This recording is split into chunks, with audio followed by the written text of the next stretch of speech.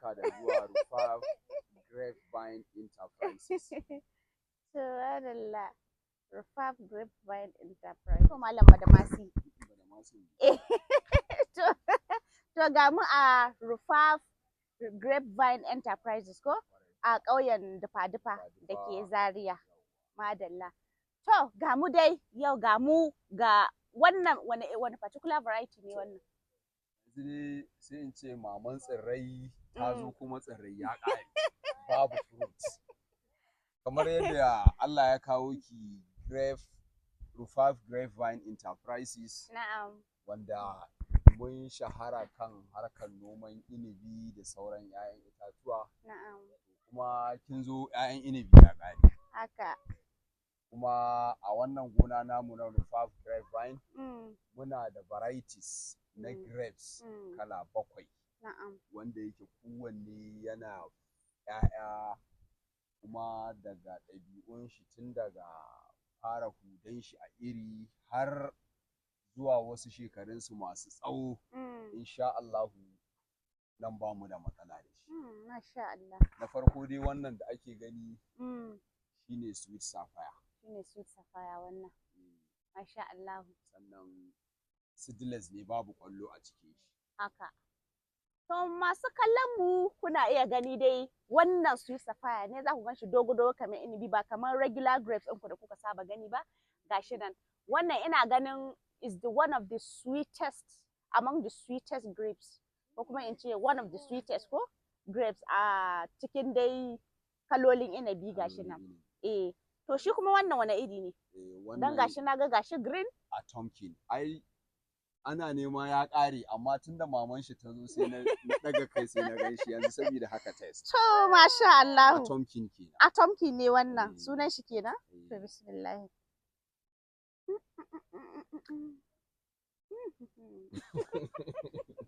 So juicy, right? So juicy. Oh, this is good.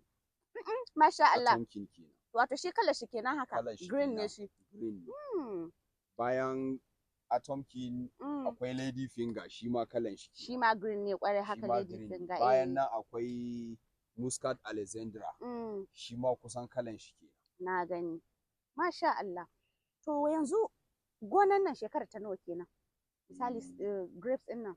Grapes din nan mun fara grapes a farko da gwaba muka fara. Na'am. Muka yi lemu. Yanzu dai shi wannan grapes din idan muka shiga ciki zaki ga muna da grapes wanda tushen shi ya kai shekara 20. Wow. Masha Allah. 22 years ago. Wow. To shi kamar dai sauran bishiyoyi ci gaba kawai yake ba wai abin da za a ce yau ya kai bul shi kenan an cire ba. Ya ci gaba kenan. Yakan akalla ba a kasara ba yakan iya shekara 50 yana fruiting. Yana fruiting. Yanzu misali ga wanda zai sayi seedling naga gashi duk kuna sai da seedling. Ga wanda zai sayi seedling yanzu din sweet sapphire misali. Idan ya shuka a shekara nawa ko a wata nawa zai tsammani ya fara harvesting haka ya fara ganin shi yana kamar yadda kika sani harkar gidan gona harka ne wanda yake buƙatan kulawa. Na'am. Idan kana da ruwa, kana da taki, kana da maganin feshi, kana bin shawarwarin da ake gaya maka. Na'am. Insha Allah wannan a shekara ɗaya, ba wai ina nufin a shekara ɗaya zai fara fruiting ba, a'a a shekara ɗaya za ka tsinka ne haka ka sha. Insha Allah a shekara ɗaya ya nuna in ka bi ka'idoji kenan. Ba kamar waɗanda suke zuwa su shuka in ka tambaye su sai su ce iya shekara 8 bai ba me kike ba shi a'a ina dai ba shi ruwa kawai. Ba shi ruwa to yana buƙatar ruwa, taki, feshi da good management. Oh my God.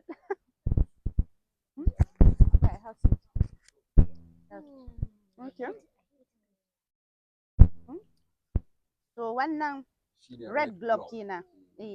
Mun testin sweet sapphire, mun testin ba da sunan ɗaya Atomkin, dan wannan kuma red globe.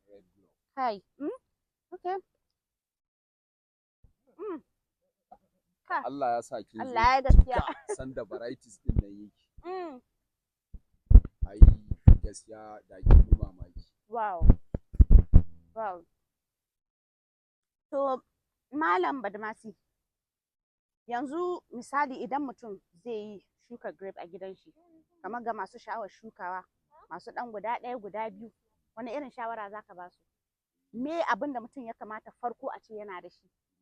Ruwa, masha Allah. To shi inabi yana son ruwa sosai. Abu ne mai son ruwa sosai. Kullum kenan a bashi ruwa. In zai samu kullum bai ki ba. Masha Allah. Amma da yake kin san komi ba a so daɗin ya mai yawa. Gaskiya ne.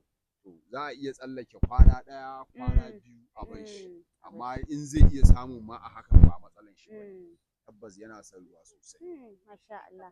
To shi abu ne mai yi kaman ko da yaushe yake yi ko shekara ko so biyu a shekara haka? Abu ne wanda yake yi so biyu a shekara. Okay. In kuma kana da irin gidan ledan nan greenhouse zai iya yin maka masu.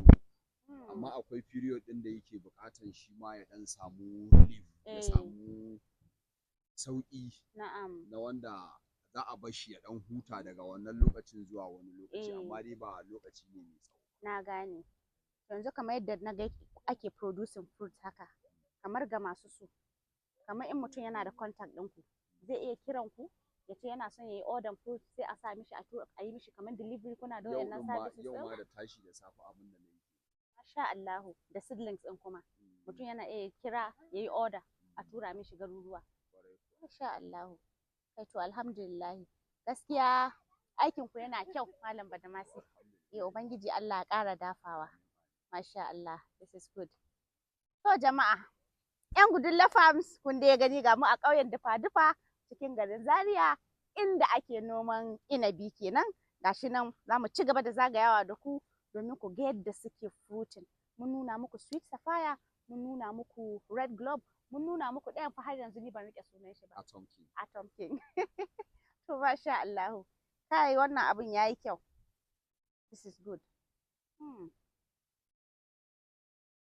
Look at the bunch, so beautiful.